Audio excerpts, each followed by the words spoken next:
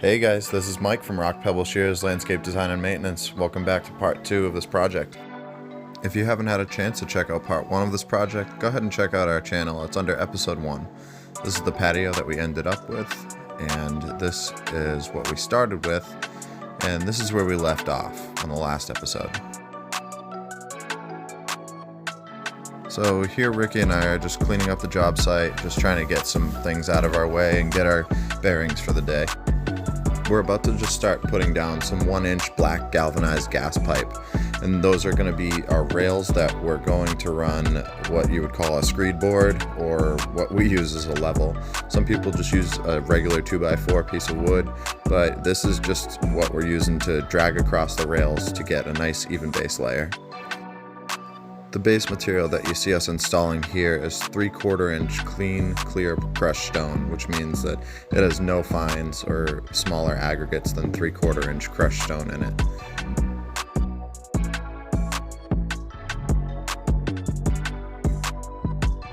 So I'm setting these black gas pipes at a specific elevation that's going to allow us to have our pavers meet up to the foundation and be 6 inches below that threshold of the door entryway. So what I do is I'll put a little pile of stone down and rest the rail on top of that pile of stone and just adjust the height of it until I'm at the exact height that I need. From that point, we can then stabilize the rail with a little bit more stone, just enough to cover the surface and the entire space in between each rail. That way we can drag off any excess and get a nice flat surface.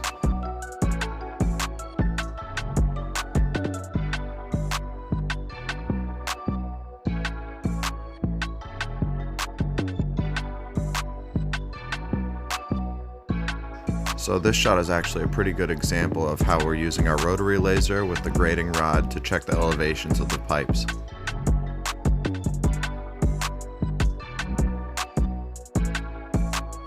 We set the elevation near the drain grate to create somewhat of a funnel effect that channels all the water towards the center of the drain, where it can evacuate most efficiently.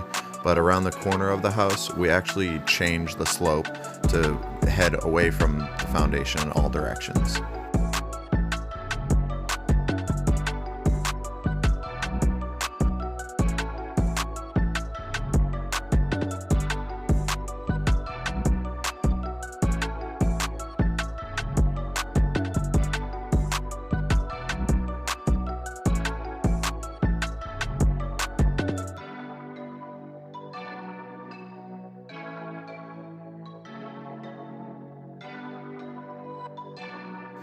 These black galvanized gas pipes are actually really expensive, so once we have our grades set, we're actually going to lift them up out of the stone and reuse them further down the line.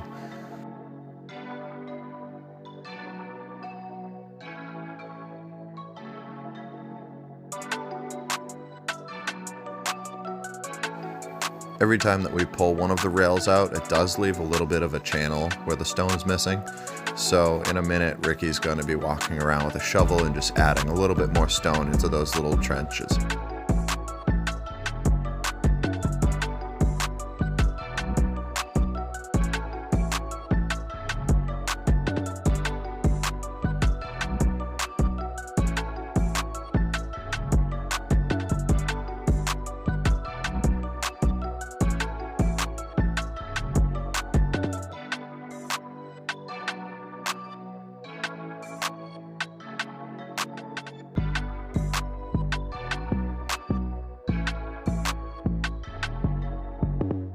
So there's Ricky filling in the screed rail trenches. I'm going to follow up right behind him with a wooden hand float or hand trowel, and I'm just going to pack that loose stone into the trenches. I'm also going to follow up with a hand tamper in all the hard to reach areas, the little corners, places that my plate compactor can't get to. And then finally I'll run my plate compactor over the area in about 3 directions, sometimes 4. You should go left to right, up, down, and then at a 45-degree angle.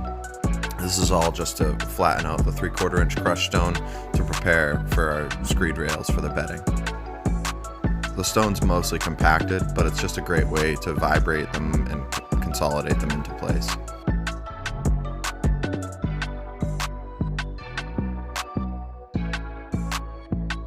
So you can actually see right here that I've added a couple of small sections of the black gas pipe in that back corner. That was really the only way that I could think to screed out such a small area, and it actually worked out pretty well. It looks like the grade must have been just slightly too low near the drain grate, so I had to bring that up with a little bit more of the 3/4 inch crushed stone, just to make sure that the water can shed properly. I'm coming in with the plate compactor again, just to make sure everything's consolidated and nice and flat.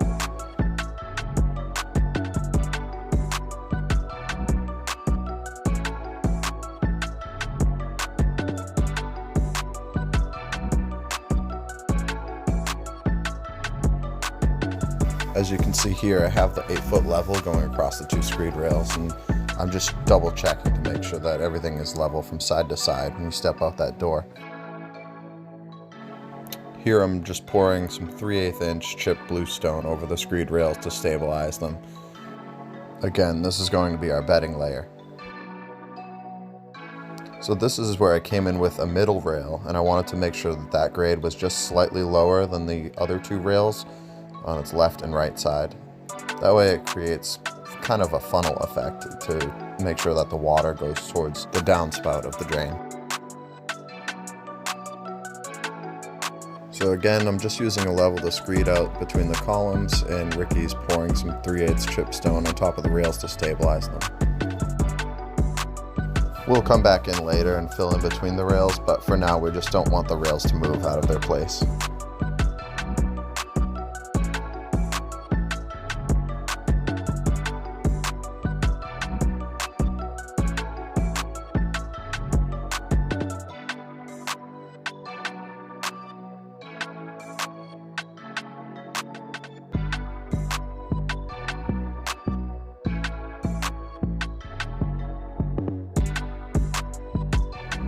As I mentioned, that middle rail gives us a funnel point.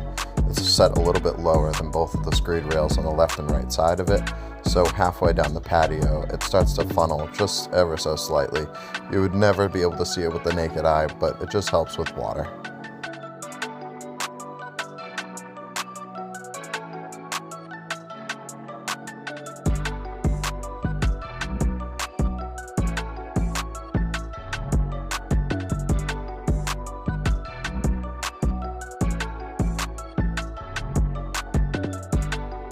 You'll notice that I screed out those 2 sections closest to the drain with a 4-foot level, and then I switch over to the 8-foot level, which spans across the 2 main poles. That's where everything is going to be level as you step out the door.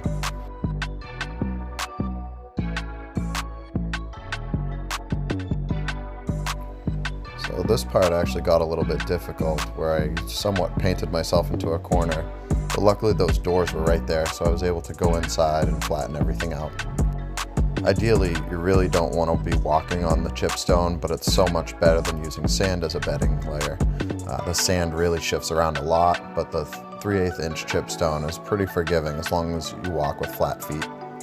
This is another main reason why I switched to open graded base from a densely graded base, where we'd use a class 5 base material and then a 1-inch bedding layer of sand.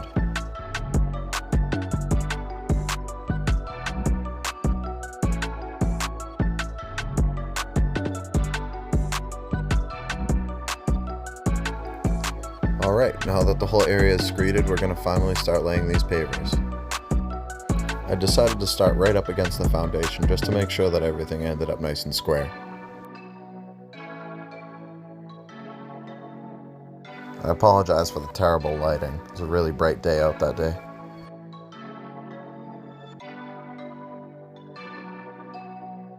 So right now I'm laying these out in a random pattern, which just means that there's no real rhyme or reason. The only rule of thumb that I follow is that I don't want any 4 corners to meet. I don't want any of the joints to create a plus sign. So what I do want is everything to meet up in a T formation as far as the joint lines go. That, and one other thing, is that I don't want too many of the same size paver next to each other. So I make sure that I'm varying between pallet to pallet and between the different shapes and sizes that we have. This shot of us laying pavers actually blends pretty seamlessly with the last one, but this is about a week later. What we didn't know is that 2 of the stacked pallets were actually 2 entirely different types of pavers altogether, with different sizes, different colors, and different chamfered edges.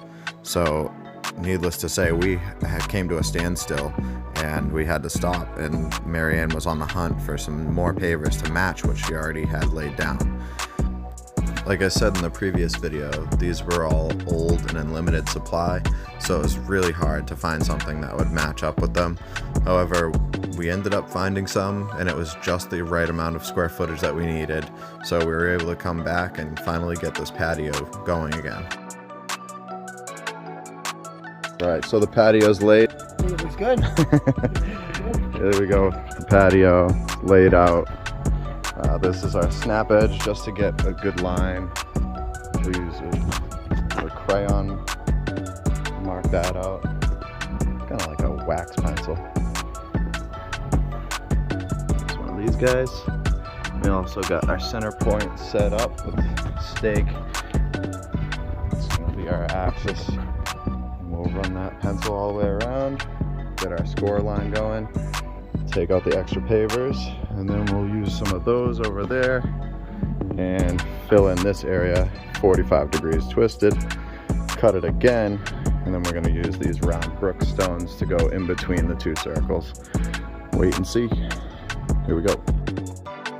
So that spike that I put in the ground as our center axis is centered between the retaining wall and that side door, and it's also lined up with the middle post between the 2 doors.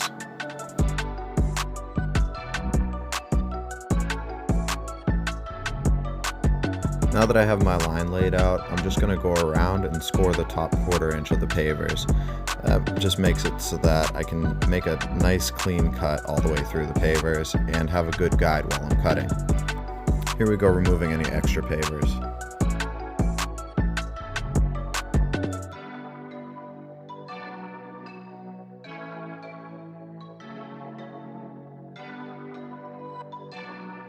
Now I'm going to pull a few of these pavers out and cut them one by one, but then I quickly realized it's a lot easier to cut them in place, or so I thought.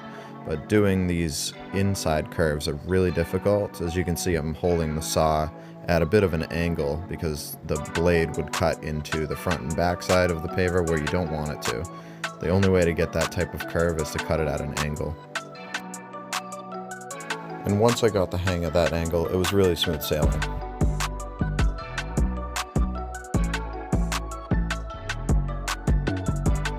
Right, that's our edge. Use this guy to mark it. Now we can pull all these bricks back, get rid of this. And we have our lines ready to cut, ready to score.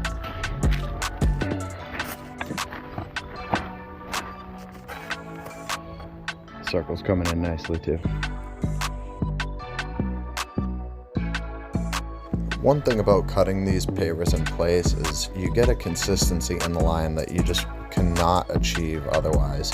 If you were to pull these pavers up one by one and cut them individually, yeah, I have an attention to detail where I would notice it. Maybe the average Joe wouldn't notice, but when it's something that's going to be permanent for the next 30 to 50 years, I want to make sure that it's going to be good.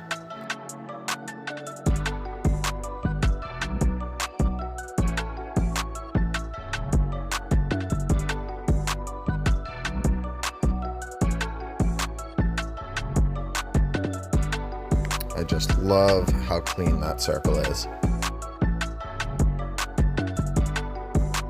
Alright, and now on to that border cut. So again, I'm just scoring the top 1/4 inch of the pavers, and then I'll come back in later and cut them all the way through.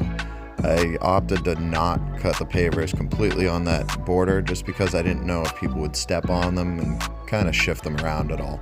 So I left them in place until we were ready and prepared to do that whole border course. So here we go, installing some pavers for the 45-degree angle inside of our inlay.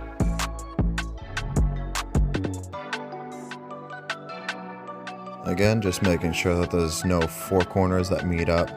All of the joints are in a T shape. and there's not too many running bonds, which means that the line extends past 4 or 5 pavers. Usually I like to break the lines up after about 3.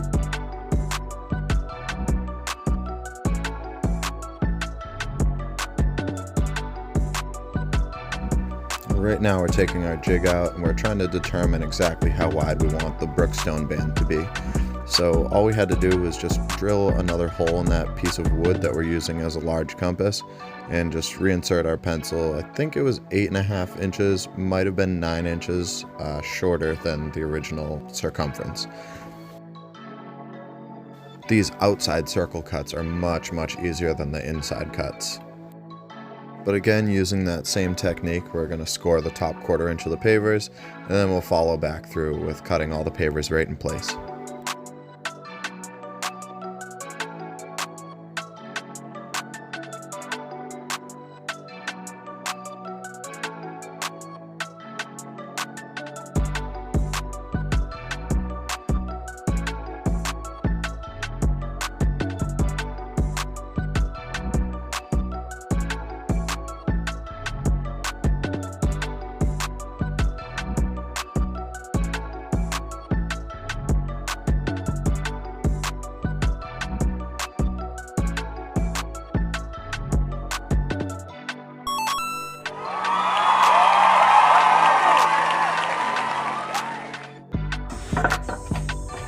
We got our inlay cut out and use brookstone pavers.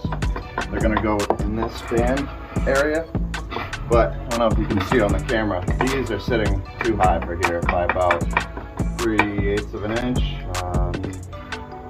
or so, almost a 1/2 inch. So what Ricky's doing, show him the tool, Rick. Got this little jig cut out, and that's going to allow us to scrape away the perfect amount of stone in order to get the right height for these pavers to fit right in there. So that's what Ricky's doing right now, and we're going to go into hyperlapse and see how things look after we get it all installed. So out of all these rounded brookstone pavers, we only had a few of the light tan ones. What I ended up doing with them is putting them in a compass orientation for north, south, east, and west with the large light tan ones, and then with the small light tan ones I actually did the northeast, northwest, southeast, southwest, and it came out really well actually. We used a cell phone as our compass reference and it was pretty accurate down to the degrees. So we laid those out first and then we worked around them with all of the other darker brookstone pavers.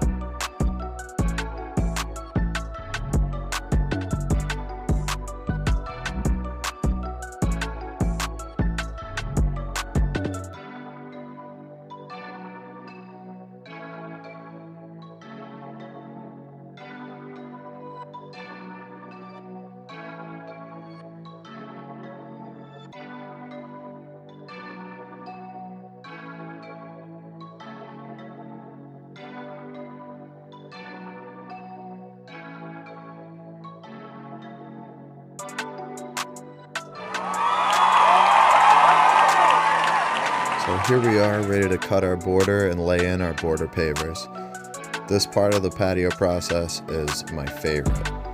It's just so gratifying to put the finishing touches on something so nice like this. After all the hard work and effort, it's nice to see things come to fruition.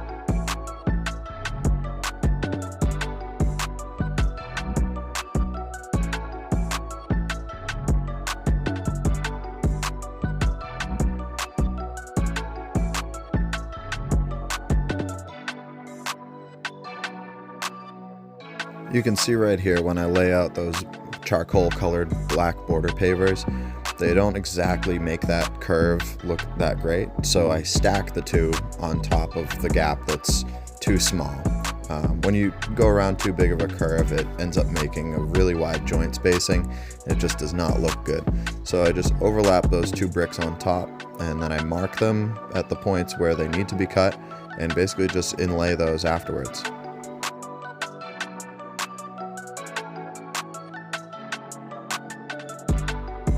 You'll see me doing the same thing here around the columns, where I stack them up and then I'll mark them and cut them.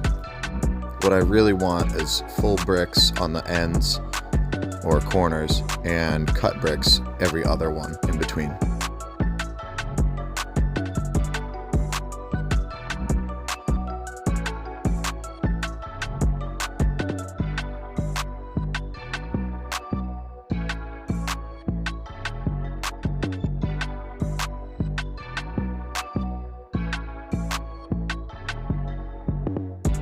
You'll notice all of my corners, I actually miter them at a 45-degree angle. It just gives a much cleaner aesthetic if you ask me. That's personal preference, but definitely the way that I like to go with all of my installations. You can even see on the corner of the seating wall right there that it's mitered at that 45-degree angle as well. Here I'm using my level as a straight edge for marking the border pavers, but really I'm just using that up against a speed square to make sure that everything is lined up and squared up with the patio. Now I'm going in here with my angle grinder with a diamond blade on it. That's because my concrete saw is much too big to get into these tight areas, so I'm using that to score my lines.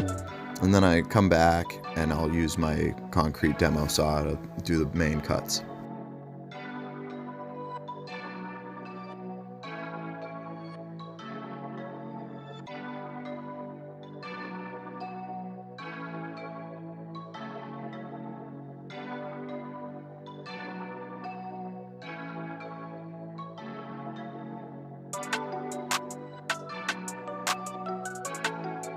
And there's a good example of that 45-degree miter cut.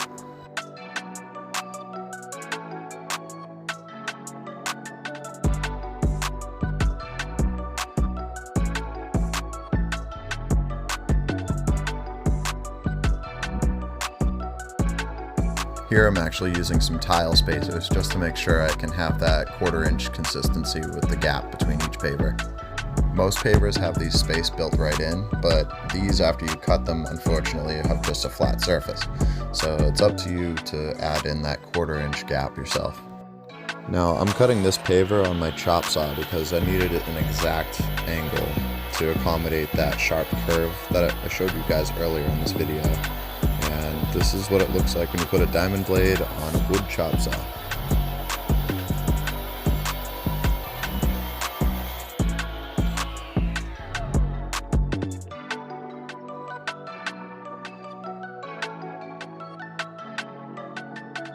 So right here I have to take off a little bit off of that corner block. It was jutting out too much because of that split face, and the spacers on the pavers, like I was telling you a minute ago, it was interfering with making sure that all the pavers were straight up against that column. So I went in with my grinder wheel again, just shaved a little bit off, and then I textured it up with the bushing hammer. Now you can see me back over at the miter saw making those perfect 45-degree cuts. That's how I keep it consistent with the 45-degree cuts. I just set my chop saw to 45 and let it rip. You can also use a speed square and cut it manually by hand, but I just wanted to make sure that everything was nice and vertical and at the proper angle without any guesswork. Since the corners on this were already cut to a 45-degree angle, I was able to shave a little bit more off of those, and that allowed me to have 3 solid, complete bricks or pavers in between the two. I like the consistency of the 3 solid blocks as opposed to having cut ones.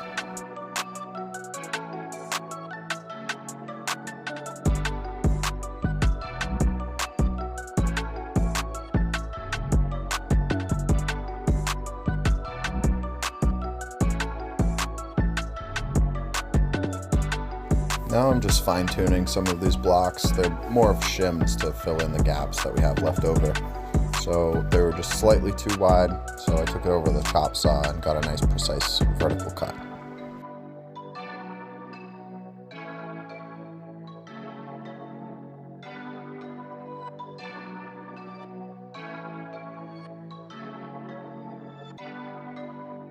Not the biggest fan of having all these itty-bitty cuts in the mix, but you have to do what you have to do.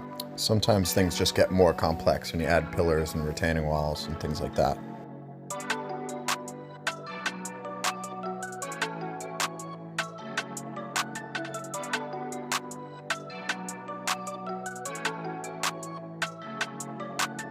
Now, I just love the look of that.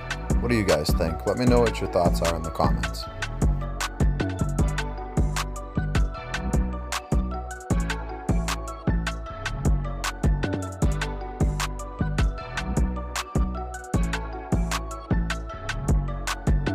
Now, if you're wondering what all the white stuff is on top of the charcoal pavers, that's called efflorescence. And basically that's just salt buildup that happens over time. That can happen from the pavers sitting on a pallet too long, and the salts end up wicking out through the surface of the paver. It eventually washes off, and you can actually buy an efflorescence cleaner if need be, but usually with enough time that'll go away, or it'll at least dissipate enough where it's not noticeable. We followed up with an efflorescence cleaner before we put down our polymeric sand. That's our jointing sand. Or you can think of it as the grout to our pavers.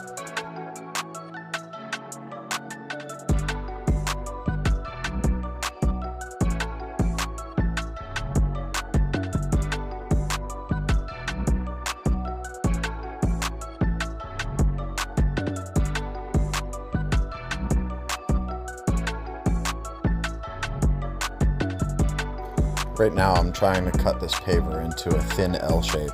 It's a little risky because of the compaction that has to happen after all the pavers are laid. I'm afraid of it cracking, but it actually held up, so I'm pretty excited about that.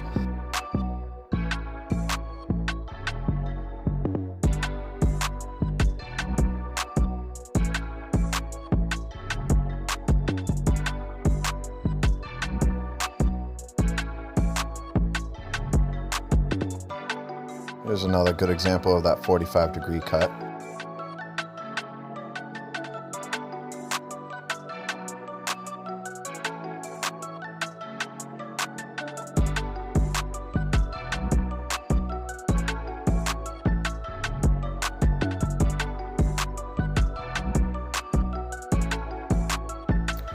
So here I'm just measuring the entire width of the border pavers that need to go around this pillar.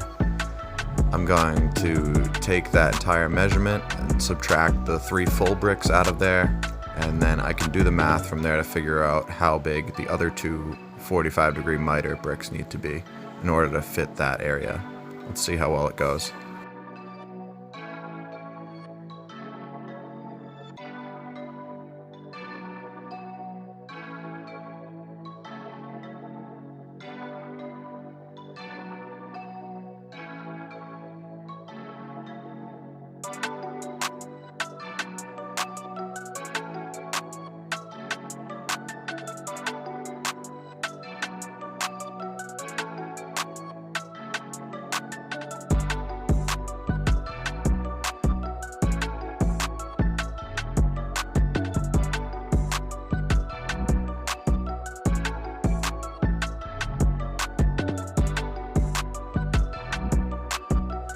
Well, I guess we need to just take off a little bit more.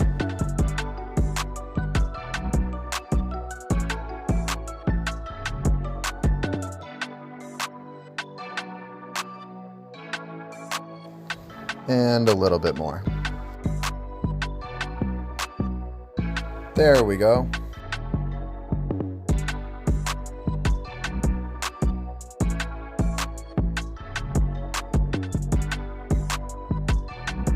Alright, and there's just a little gap in between those 2 border pavers, and you know me, I'm not a big fan of those sliver cuts. So I want to put something more substantial in there. What I'm going to do is probably cut that distance in half and put 2 partial pavers in there. I'll put the cut end right up against the house, and everything should look pretty good. Yeah, it's a nice square paver that I put in there.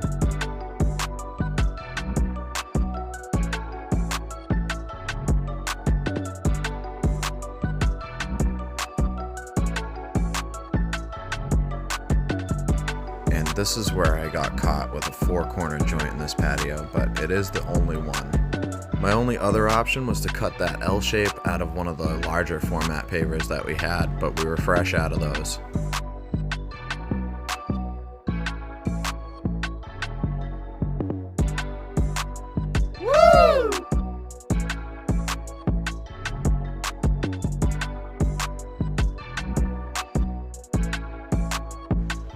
So I hadn't used this self-leveling sealant before, and I learned quick that I needed something behind the wall to hold the liquid in.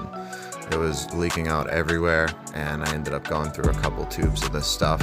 It would have taken a few tubes anyways, but I definitely lost quite a bit in that little crevice you can see there on the left side.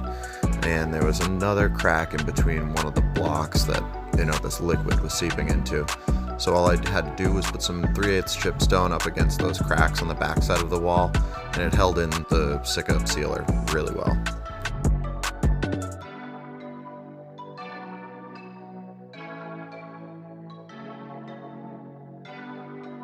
Alright, looks like it's mortar time.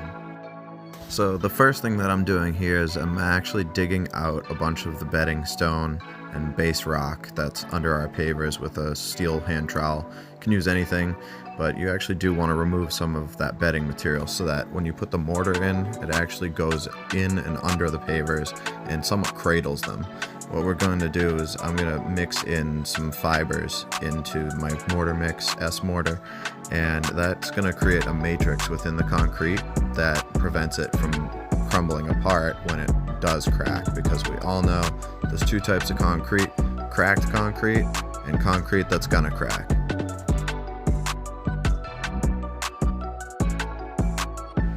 Now I'm using a concrete edge restraint because a typical plastic edging with spikes actually won't hold up with an open graded base. Those spikes actually need to rust weld into the ground, but with an open graded base, there's no fine particulates to actually allow the spike to rust weld into anything. It will just remain loose and eventually it will lift out of the ground. And with any concrete edge restraint that I install, I always make sure to leave it an inch below the paver surface. That way, if the person decided later that they wanted to grow grass right up to their patio, or even add asphalt, they can do that. If you put in cold patch asphalt, it needs to be at least an inch thick to adhere to itself. If you try to feather it out, it will just flake apart. So that's what we're actually going to end up doing here. I'm going to extend the driveway and it'll meet right up with the edge of the patio. On the other side, it will just be a mulch bed that leads right up to there. But if they so chose to grow grass right up to the patio, they can totally do that without an issue. Just a second ago, you seen me add those fibers into the concrete mix, and I'm gonna post a link in the description of this video. That way you guys can have access to that link through Amazon.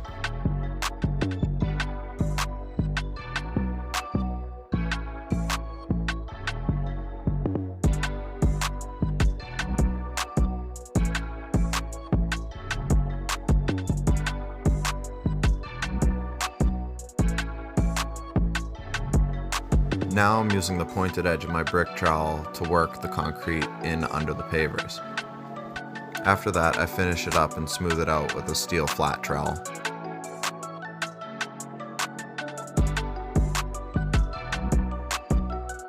The concrete berm is about 6 or 7 inches in width and about 3.5 to 4.5 inches high.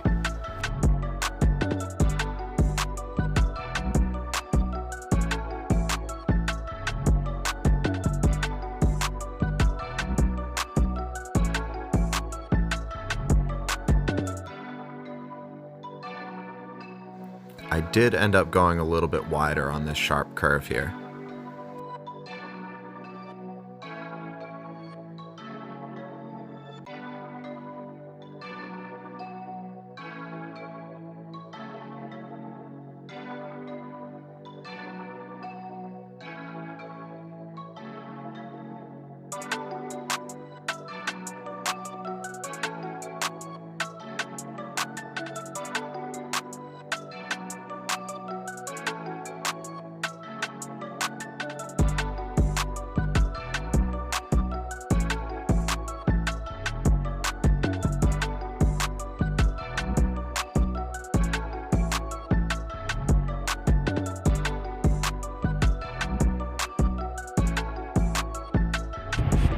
Back to the job today. It's been a little bit too cold and too wet to do the polymeric today, so we're just gonna fill in this area with cold patch.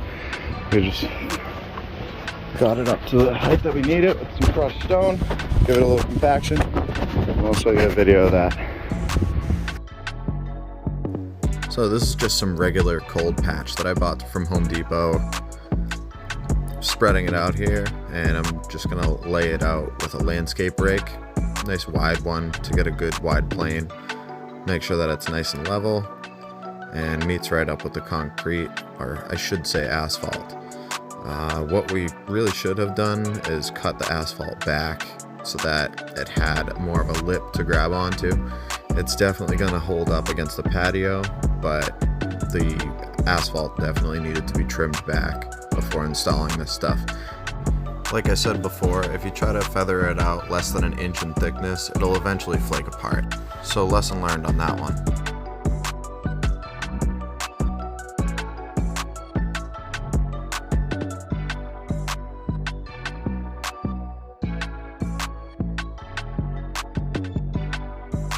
Now I'm just using a push broom to clean up that edge, and then we're going to throw some sand on top to help cure and run the compactor over it as well to help compress it instead of just using that hand tamper across the entire thing.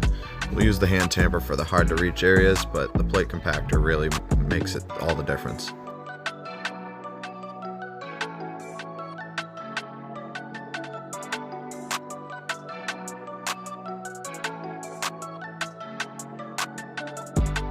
And my camera fell over.